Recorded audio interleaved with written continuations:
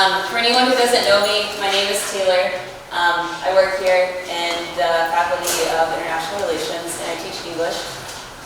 Today we're going to talk about the educational system in America. So, to start, what do you already know about the educational system in the U.S.? I know that there's 12 years of education in school. Yeah, good. Do you know how old you are when you graduate school? 16. No? 18. 18. And I know that the student can choose what he want to study. For example, biology or history. That's subjects. A little bit. So when you're still in school, you don't have a big choice.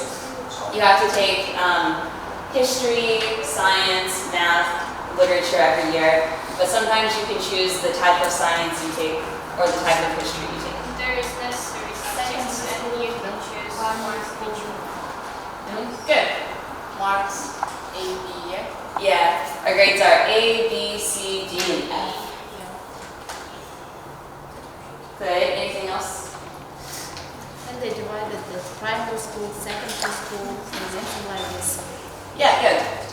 We also are divided, so we have separate school buildings for different types of school. Good. So let's talk about the structure of school. Daycare is for little kids. When you're 1 year old until you're about 3 or 4. Then you go to daycare so that your parents can work or so that they can have a break from you. What's daycare like in Kyrgyzstan? What do you do at daycare?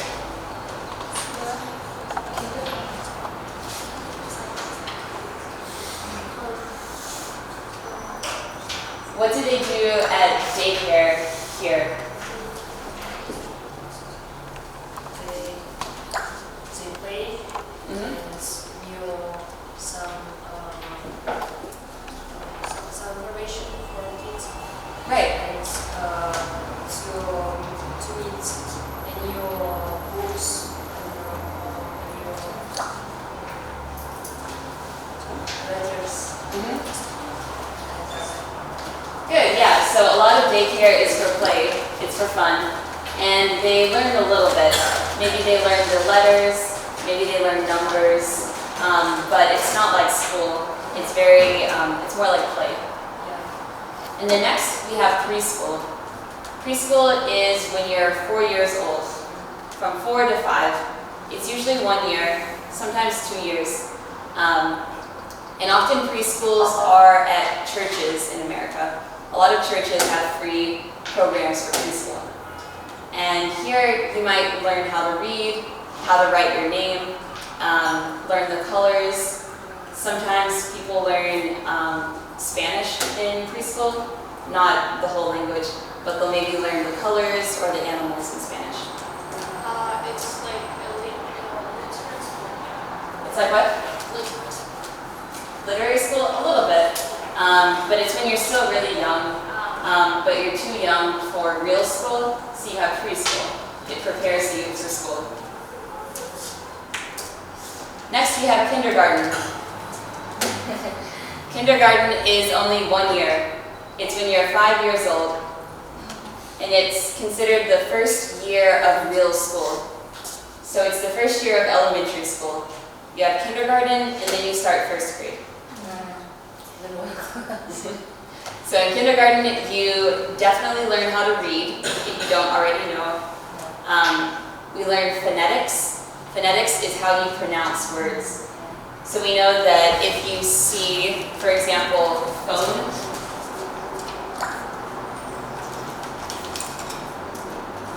if you see phone with a PH, we learned that you say and not phone. So that's mostly what you do in kindergarten. we have elementary school.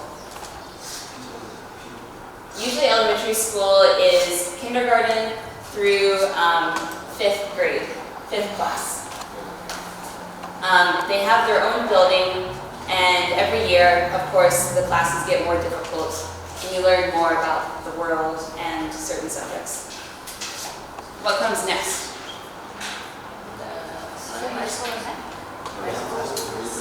Middle, good. Middle school. So middle school is the awkward years. It's whenever you first become a teenager. It's usually 3 years long, and it's grade 6 through 8.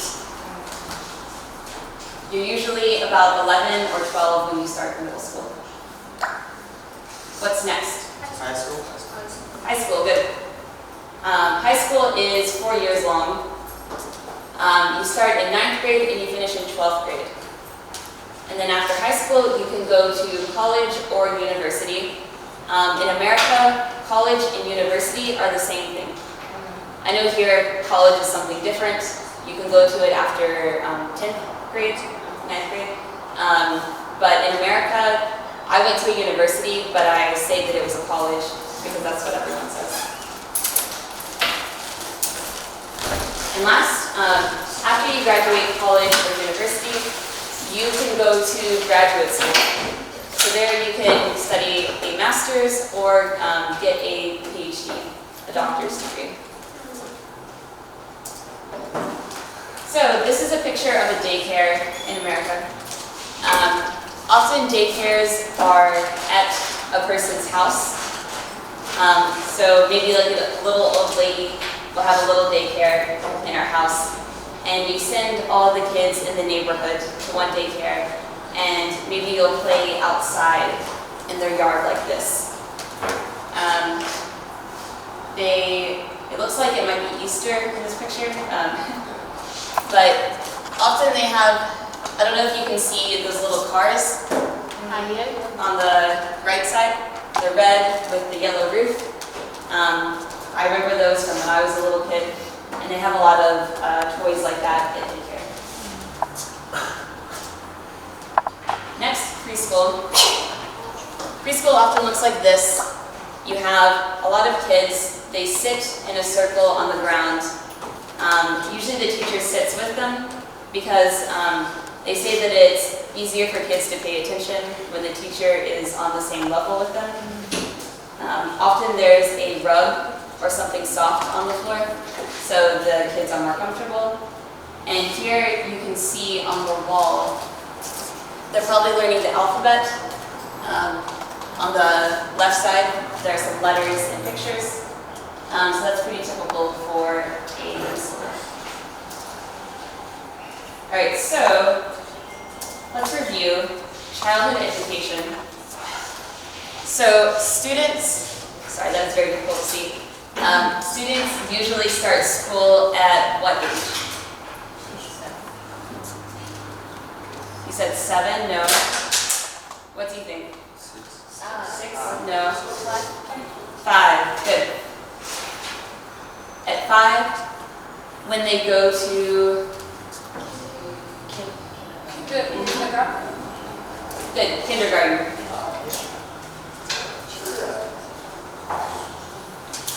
So kindergartens can be public, where they're funded by the government, or private.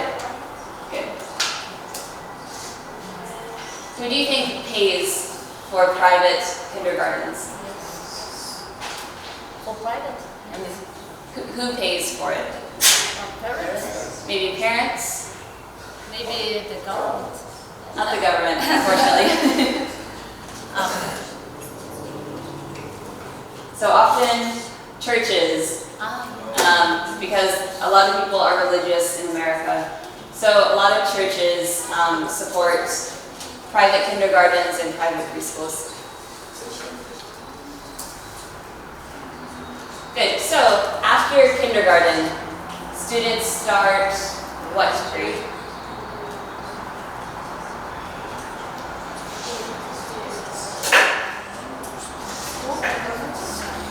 What grade? Which class?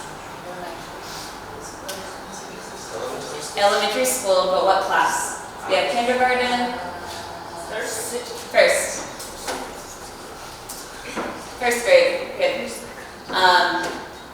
They usually stay at the same elementary school until the end of which grade? 4. Close. Middle school. What year? Good math? 5th. Good. 5th grade.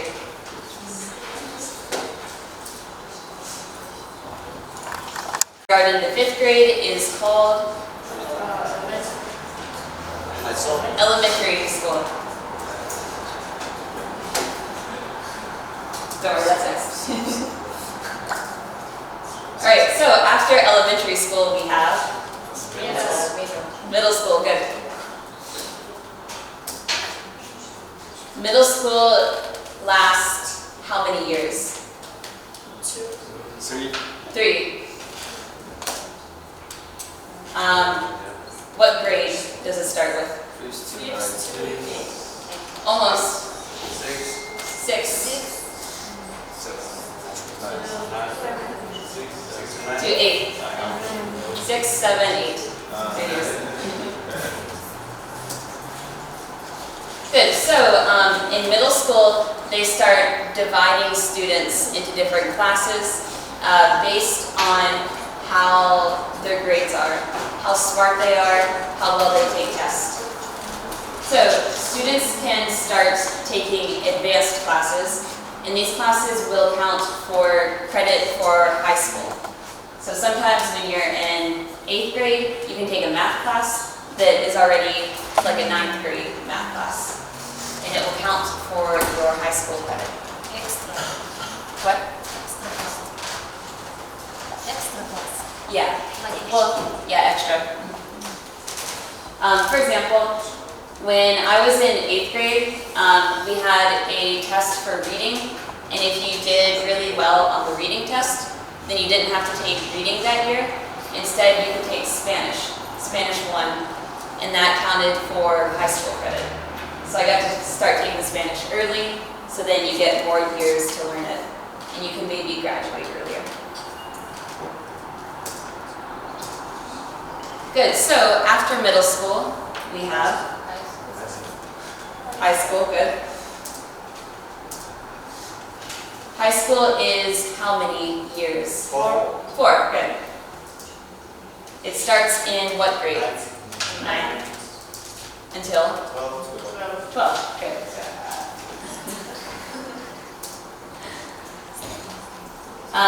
In some schools, students take different classes based on their future careers. We didn't have this at my school, but they do in some private schools and in some rich schools.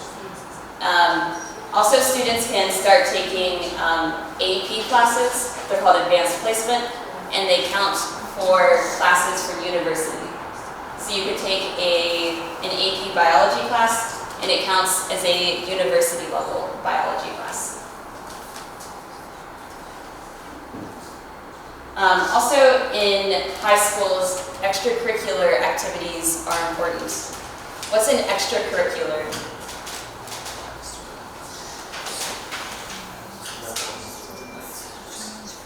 It's things like sports. What?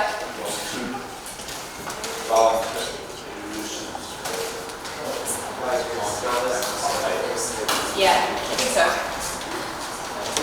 Good, it's things like sports, playing in a band, playing an instrument, cheerleading, things like that. Good, so next let's talk about the strengths, the good parts of the American school system. Number 1, they provide transportation. So maybe you guys have seen those yellow buses before. Those are real, we have those.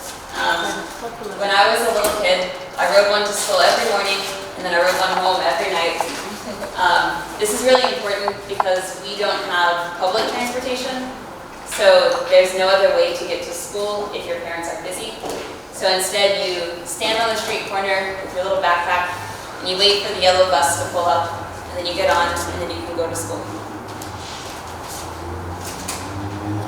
Next, I think America is really good about providing special education for children with disabilities. Usually, they take classes with everyone else, but they have a special teacher assistant who works with them, and she will help them when they don't understand or when they need extra time with something. Next, technology. A lot of American schools have pretty good technology, especially nowadays. They often have laptops that you can borrow when you're at school, and they have computers in the library where you can do research for a paper. Some schools have special boards called a smart board, where they're electronic, and you can show a video on the board, and you can write on the board. Next, public school in America is free until 12th grade. I think that's really great because everybody has to go to school. So if they made it paid, then it would be kind of difficult for everyone to go. And there's also a really good program at schools where they give free breakfast and free lunch for kids whose families don't have a lot of money. So for a lot of kids, their main source of food is going to school. So because of this, during the summer, sometimes they still send meals to those kids when they're at home instead of at school.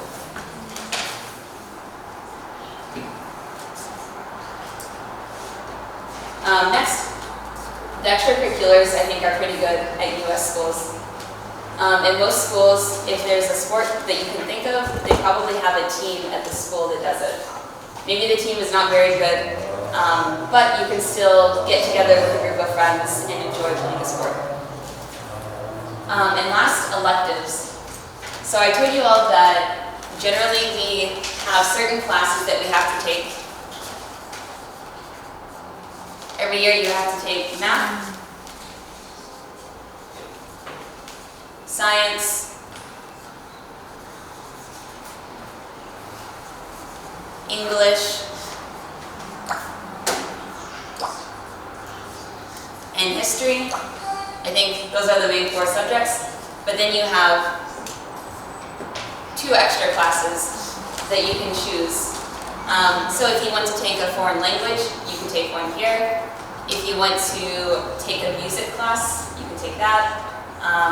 Or you could take another history class if you really, really like history. Or another science class if you're crazy and you really like more science in your day. But I like that there's a little bit of flexibility so that you can learn about something that you're more interested in while you're at school. Good, so next, the weaknesses, the bad sides of American schools. Number 1, they are overcrowded. There are too many students. This is a problem in a lot of cities that are next to big cities because a lot of people are moving out from big cities into the suburbs because they can buy a house and the cost of living is cheaper. So then these populations are growing very quickly, but the number of schools is not growing. So sometimes you'll have a teacher and they'll have 50 or 40 students in one classroom and there aren't enough chairs or desks. And then it's difficult to learn in that environment. Next, a lack of funding. So there's not enough money for schools. I think this is a problem everywhere in the world, probably in every country. Because of this, they can't build new schools. They don't always have the newest textbooks. And they can't pay teachers more. So that's a big problem. Next. The quality of education between city schools and rural schools. So schools in small towns in the provinces. This is a big problem because a lot of big city schools get more funding from the government and from parents. Because a lot of rich people live in cities because that's where the jobs are. So when you live in a small town, in a rural city, then often your education is much worse than if you live in a big city, even if you're in the same state. So I think this is a problem everywhere. Teachers usually have too many classes. They have to grade maybe 100 papers at night. They don't have enough time to plan for their classes. And then because of that, maybe they come to class and they're really angry and they're not very nice, or they don't do a good job. Or one time when I was in math class in 9th grade, my teacher, he was teaching, and then he said, okay, do this math problem. And he sat down and he fell asleep in the middle of class. And we just let him stay asleep. But I think he was a little overworked. So. All right, next, another weakness is safety. So you might have heard in a lot of American schools, there's a problem with guns. Sometimes kids bring guns to school and then they shoot other kids. There are a lot of school shootings in the US. Because of this, in big cities, they often have these metal detectors that you have to walk through in the front door, and they can sense if you have a gun, and they take the gun away, which is good. But they don't have these in every school, and because of that, a really common kind of sad practice in American schools is once a month you practice what to do if someone brings a gun to school. So we do a practice where you lock the door and you cover the windows and you hide in the corner, because that's what you would do if someone came to school with a gun and started shooting. It's kind of scary, I think. It's good to know. Which schools are more safety than government? What? Which schools more safety for children? Yeah. Which school is more safe? Yeah. I think it's difficult to know. I think usually shootings happen in larger cities. They also are more likely to happen in the south of America, because in the south more people have guns. So then if more people have them, there's more potential people who can shoot. But some of it is really random. It's really hard to predict, which I think is why it's so scary for a lot of parents. Good. Another weakness, I think, is that the standards for schools are often determined by individual states. So how many states do we have in America? 50. We have 50 states, so we basically have 50 different school systems in America. And that is unfortunate when you are a kid and you move from one state to a different state. Because then sometimes your education is different. Maybe you learned algebra already, but not geometry. But then at your new school, everybody already learned geometry and they haven't learned algebra yet. So then it's difficult to match the standards if you move from one state to another. I had this problem when I was 12 and we moved to a different state. And then the first 2 years in that state were a repeat of what I did in the other state. So it's kind of boring. Last is standardized testing. So standardized testing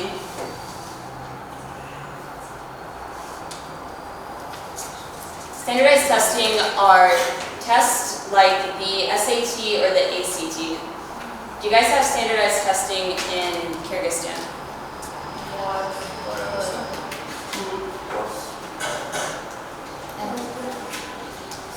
You have a test that you have to take in high school, maybe after 10th class or 11th class.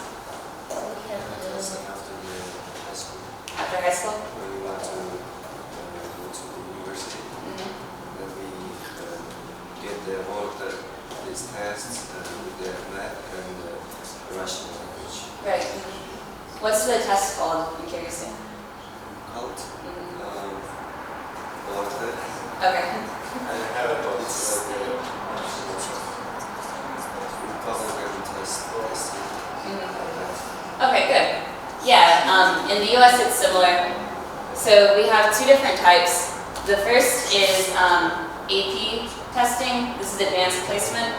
So this is when you're in high school and you take those advanced placement classes that can count for university credit. At the end of a year, you take a test, and if you get a 4 or a 5 or a 3 on the test, then you can use that for university. So sometimes we do have the 5, 4, 3, 2, 1 system in America. The second is the SAT and the ACT. These are the 2 tests you have to take to study at university in America. I like the SAT more because the SAT is more about logic. So I think the test is more interesting. But the ACT tests more what you know, what information you know. So I think that one is kind of boring. It's kind of difficult to prepare for. You have to read a lot. It's not always fun to take. And it's really long.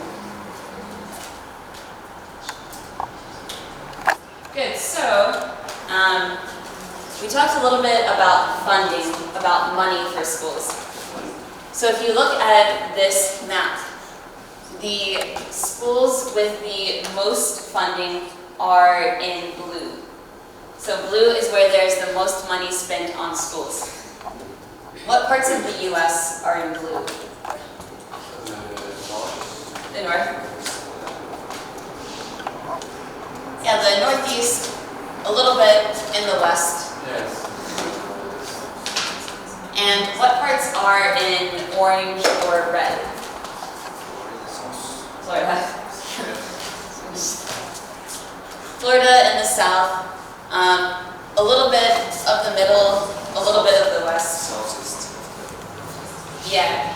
So I thought this map was kind of funny because in the US, there's a stereotype that all of the schools in the southeast are really bad and the education there is bad. Everyone's uneducated and dumb.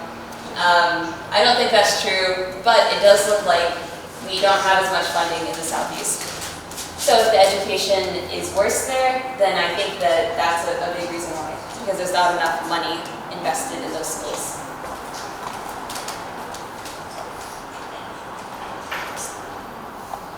Good, next, this is a map of literacy in the US. What is literacy?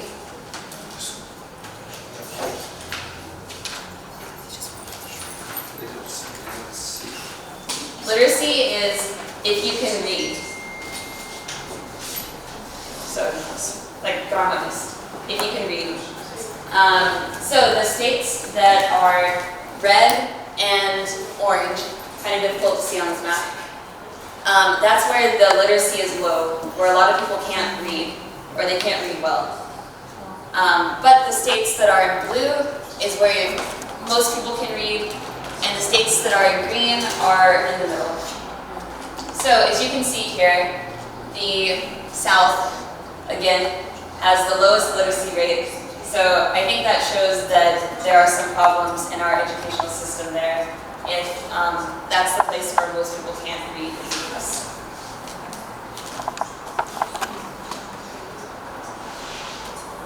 All right, so there are some alternatives to public schools. Have you heard of any alternatives to public schools?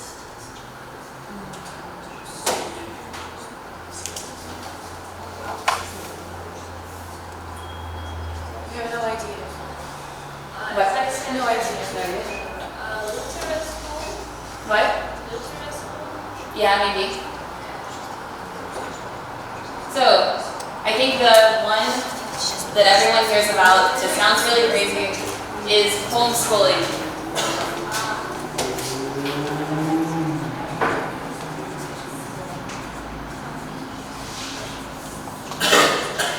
Homeschooling. So this is where you don't go to school, you sit at home, probably with your mom, and your mom teaches you all of the subjects.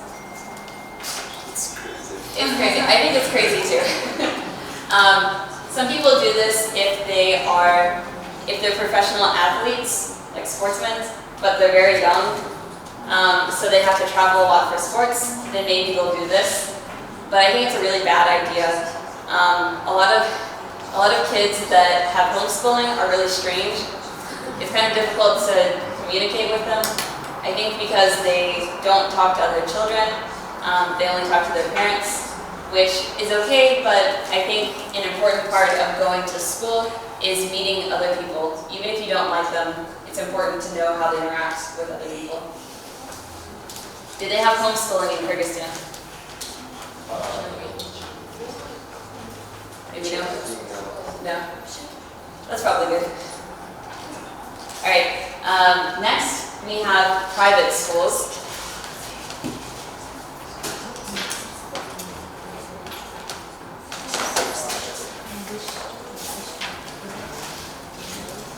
So private schools have different rules and different requirements than public schools. Some of them are better than public schools, but some of them are worse than public schools. I think this happens because a lot of private schools in the US are religious. So they're not made just to give a better education. They're made because somebody wants their kid to go to church and to school at the same time. So sometimes they can focus more on religion and less on math or science or English. So then the kids don't know these subjects quite as well. All right, and last we have boarding schools.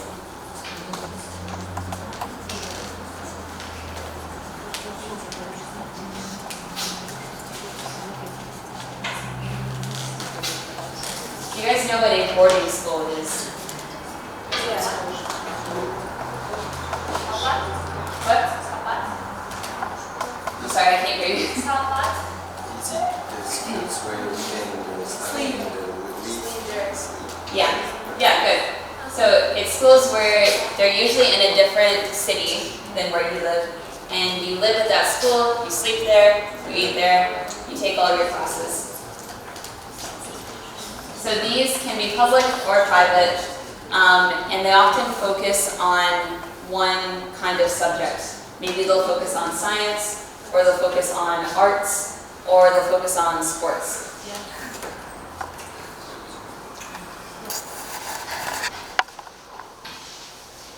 Good. So here are some more alternative schools. I'm going to focus on one of these, language schools, because I think language schools are the most interesting. So in the US, in the last 10 years, we've had more language immersion schools. So these are schools that you can go to, or you can send your kids to, if you want them to know another language fluently. There are three main types. The first is total immersion. So this is where your child, for example, let's say you want them to learn Spanish. You send them to a school, and all of their classes are in Spanish. They take math in Spanish. They don't take English in Spanish. They take reading in Spanish. They take science and history, all of that in Spanish. The second is partial or half immersion. So this is where half of their classes are in Spanish, for example, and then half are English. I think this is a really cool alternative, and it helps your kids know a language from the time they're really little. But it also ensures that they still know English while they are learning another language. And last is two-way immersion. This is when half of the students in a class are native speakers of English and half of the students are native speakers of Spanish. And then they talk to each other. And maybe half of the classes are in English and half are in Spanish. But the kids learn to help each other if there's something they don't understand.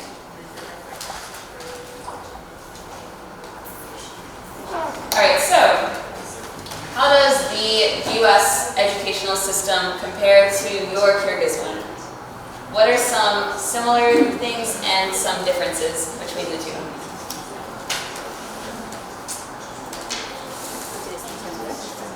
You talk about boarding schools. Right. We have such schools. They systematically they focus on one subject. Okay. The US depends on Oh, yeah. type of schools. And in Kyrgyzstan, it does have a private and public school. Okay. And in the US, usually people can choose their subjects what they want. But in Kyrgyzstan, we learn everything in schools. Okay. Good. And our middle school is all the same. start to study middle school in 5th grade. Right. Yeah, I finished in 8th. Yeah, it's the same. But we did not study 11th grade. But people say, I read that it will be like American education. Okay. That we will study 12th grade. When do you think they'll add? Yeah. Good. Any other similarities or differences you noticed?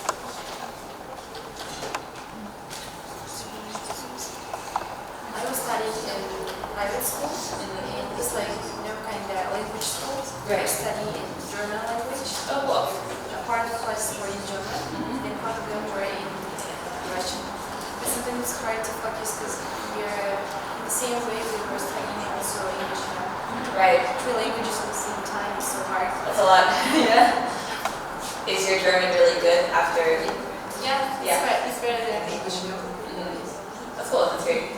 And I'm gonna add some. You told us that the private schools are some of them the worst, but some of them very good.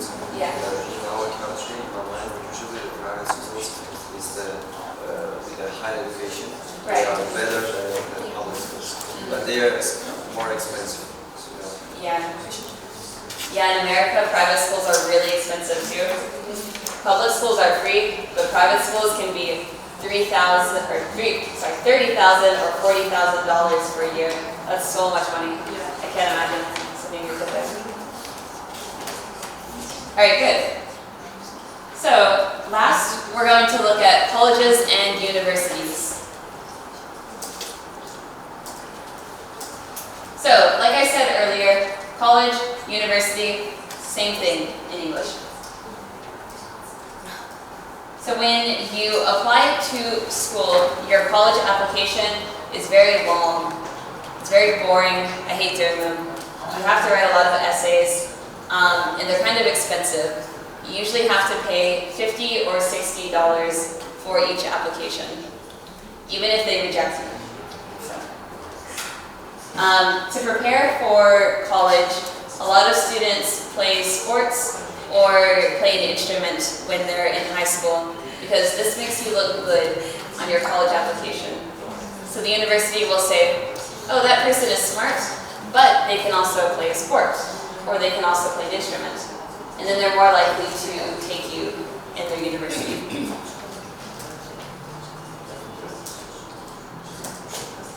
All right, next. Public and private universities. So every state, all 50 of them, have at least one public university. Usually they're called something like the University of Washington, Indiana University, San Diego State University. They have the name of the state or a city, and then the word university in the title. it's also Right, yeah. Good. And these are really good options for students because if you live in a state, then you don't have to pay as much to go to university in that state. You get a big discount, and you also get more scholarships and stipends from the government. So, public universities are usually a lot bigger than private universities. This can be good and this can be bad. It's good because they can have more diversity and more variety in the classes, but bad because sometimes the classes are really big. Like they can have 300 students in one class. So then you don't know the professor when there's that many students, and you don't know your classmates very well. So private universities and colleges are a lot smaller, but I think they offer, in general, a better education than public schools. A lot of private schools are called liberal arts schools. This means that they focus on the humanities and they don't have IT or engineering.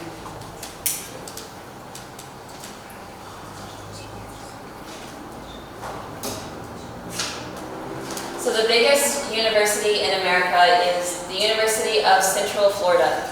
in the middle of Florida. It has 70,000 students. So you probably will not meet everyone on campus if you go there. It's located in Orlando, Florida. Orlando is where Disney World is. Yeah. So I guess you can go to school and then on the weekends you can go to Disney World. So these are some pictures of universities in the US. This is University of South Carolina. As you can see, there are a lot of columns and pillars on the buildings, and there are a lot of trees and usually bricks on the ground when you walk around. This is a college in the Northeast in winter. It looks really nice with the snow. These type of buildings are pretty typical for colleges and universities, where they look kind of old. They look like they would be in England, but you can find them at universities. And this is a more modern building. This is in California. So it's kind of inspired by Spanish architecture in California. And there are some palm trees.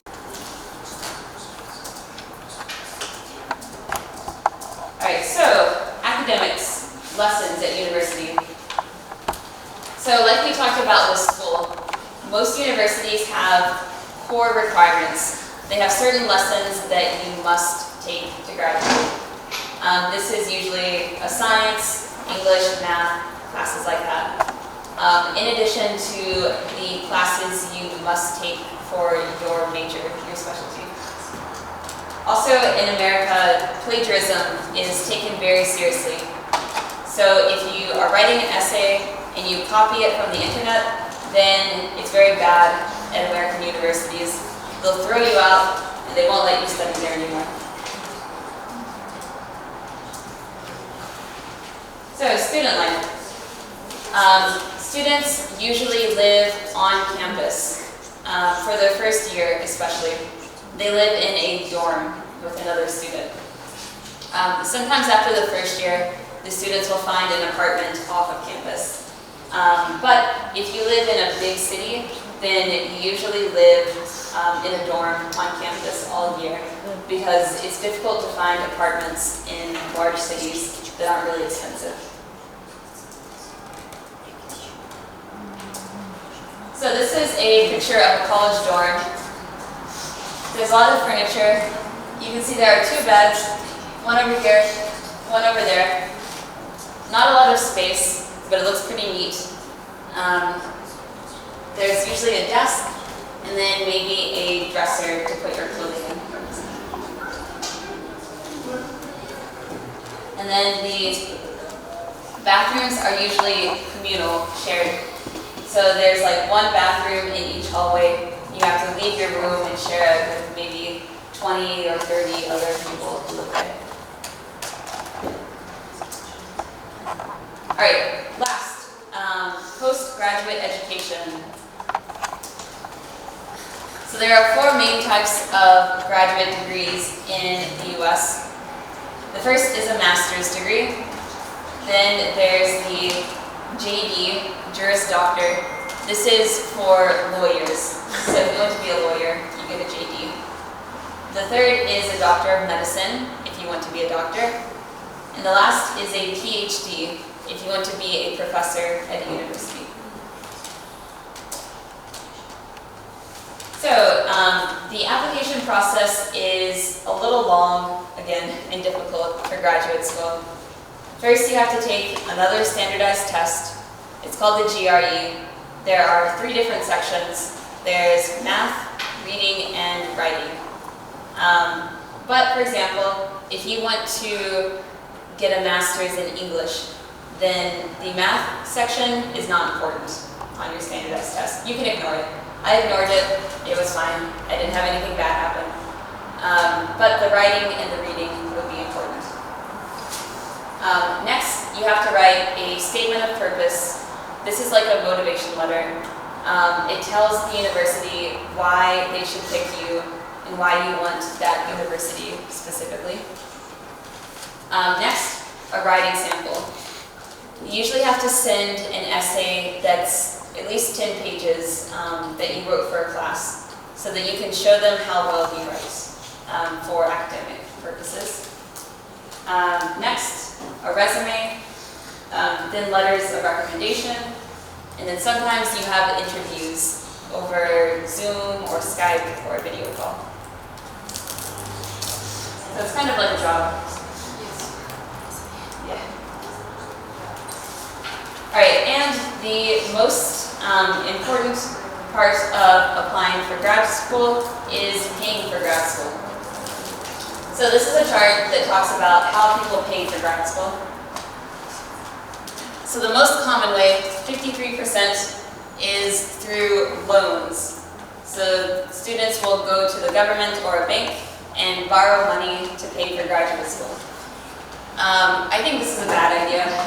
It sounds really scary because sometimes people will be $100,000 in debt to the government or a bank.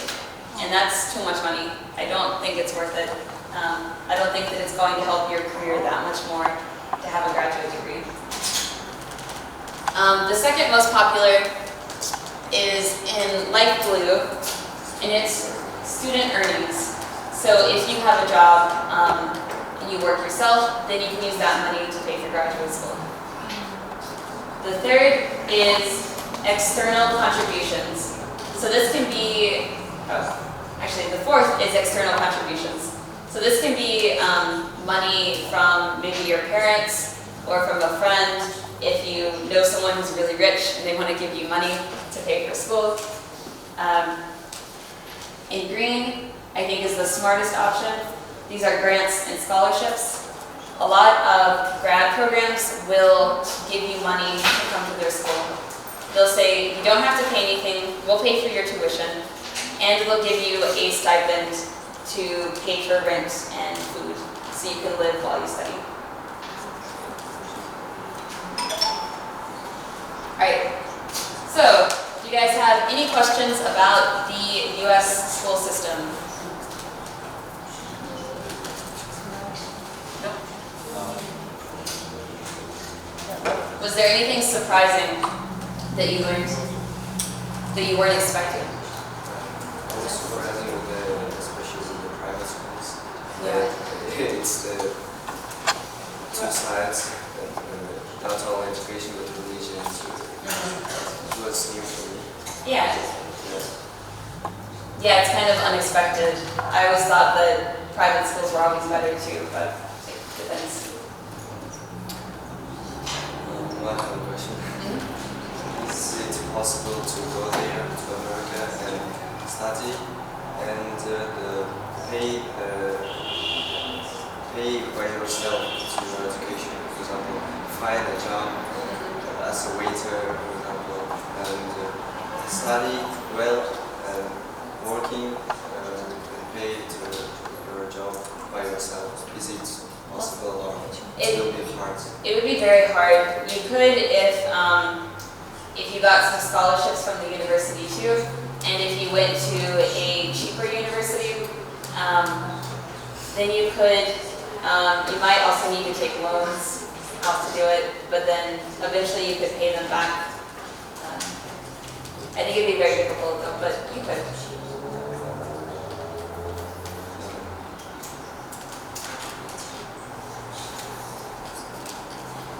Could you tell us your experience, your most difficult things at university, for example? At university? That's a good question. When I first started at university, I wanted to study chemistry. I don't know why. So I took, my first year, I took organic chemistry. It was very difficult. I didn't do well on the first test, and then I studied really hard and I did better. But I decided that I really hated it, so then I changed my major to something else. It was difficult, but I think it was a good experience because I learned that that's not what I want to study. And I think it's part of the reason that I'm here now, and I think I'm much happier with my life this way. Yeah. All right, good.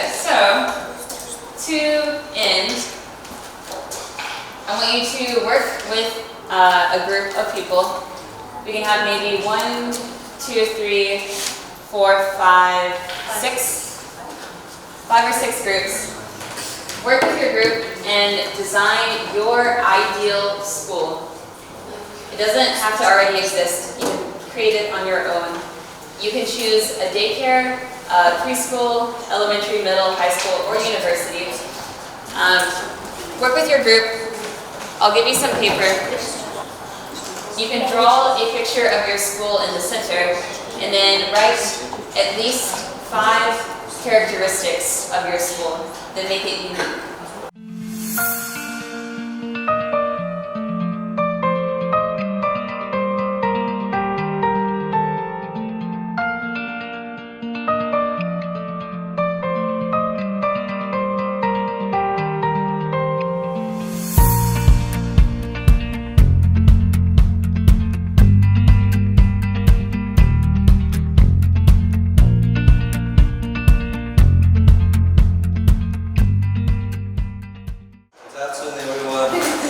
Guys, all of you look great today with the good moods, right?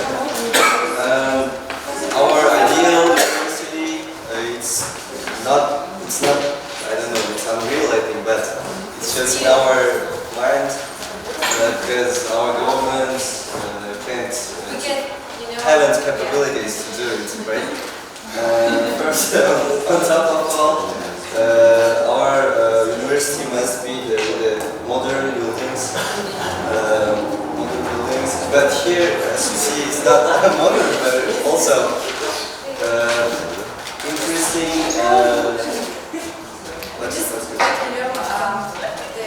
The various universities, it's a modern building, free education, indoor exchange scholarships. As you know, exchanging things, it's very important, especially to us, to diplomatics, because practicing the language is the most important thing. When you practice, you can learn also grammar too, step by step, as you know. And as you see, it's important, free meals. I never heard that in the universities of the current republic, it's the free meals. It's always expensive, it's always we should pay. What about opportunities of the sports? It's very important too. As you say, in university, if it's the people not so good at studying, but in sport, they say, oh, good. And here, they are not so a lot of opportunities, especially to sport. And they are not the professionals of their jobs, especially clubs. And that's why it will be good if they provide us with huge opportunities with the swimming pools, with the gyms, right? Hello guys, I'm Pablo. This is Jonathan. We are presenting our ideal school. So in our mind, our ideal school would be a school where you study pretty much everything through the 9th grade, and after 9th grade you're able to choose what subject you want to study. Second is school with practical technologies to study in modern buildings. Modern technologies would be really nice, because like here we don't have that kind of opportunity.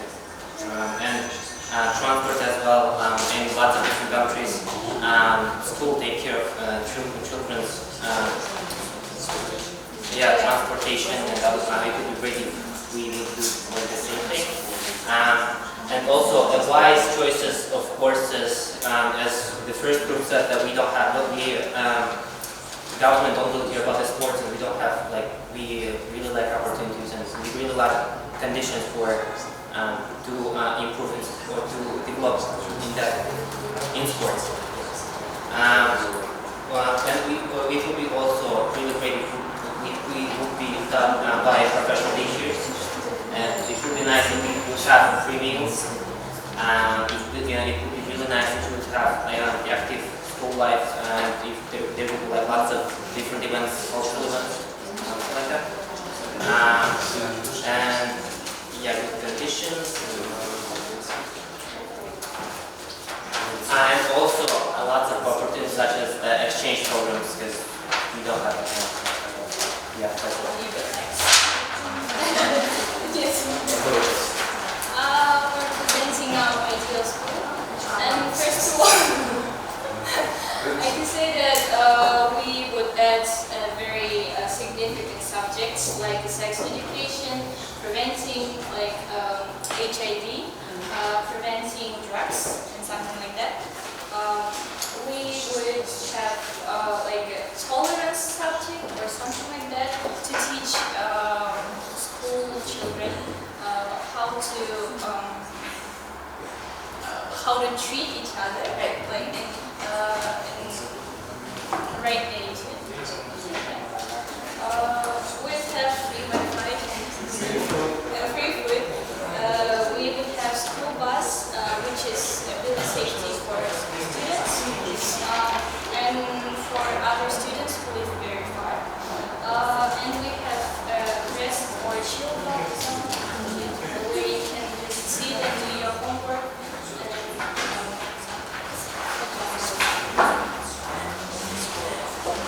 In our school, we have psychologists, doctors, and medical center. Like they can help you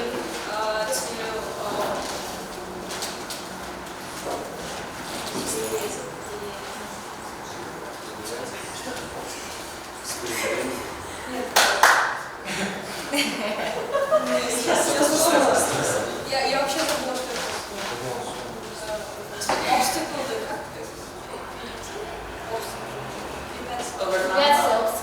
overcome the obstacles like in your mind or maybe in your life. They will help you. And if you have menstruation. In our school, when girls would have for girls, and yeah.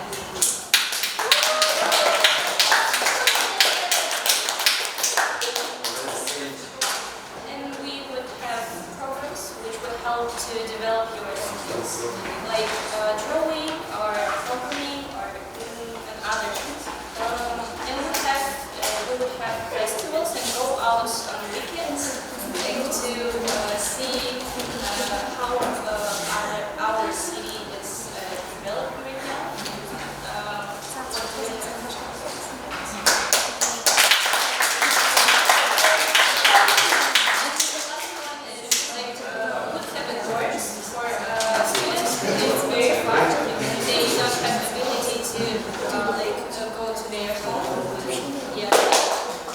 Our regional school, colleagues, and I want to say thanks to my team. And our school we have three choice of subjects, and students are picked up by the bus, and they feed 2 times a day, like dining room, okay,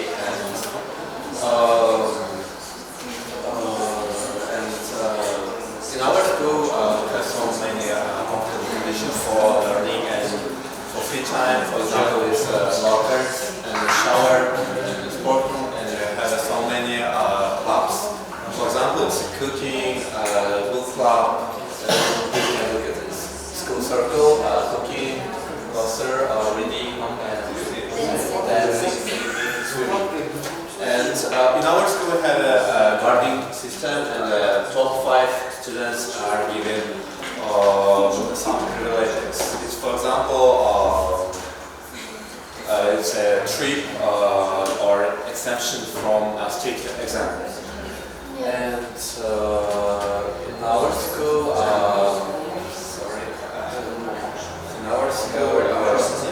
yes, every month on a certain day, we will in our radio school we will have a profession day. This means all students study subjects and dress according to the profession that will be on a certain day.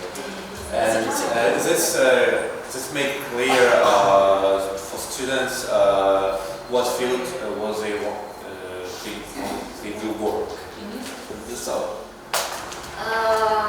Well, first, we would like to have free food, free meals. As we know, in our university, our dining room, not so tasty.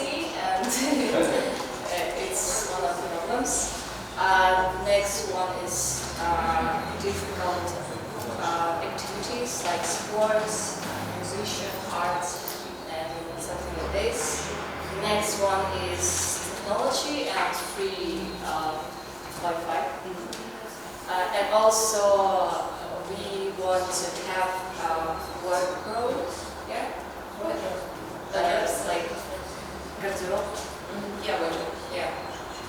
And the next one is, yeah, choosing the subjects what we want. The next one is some voluntary works, like clubs, something like this. Parties, celebrations, and access to medical.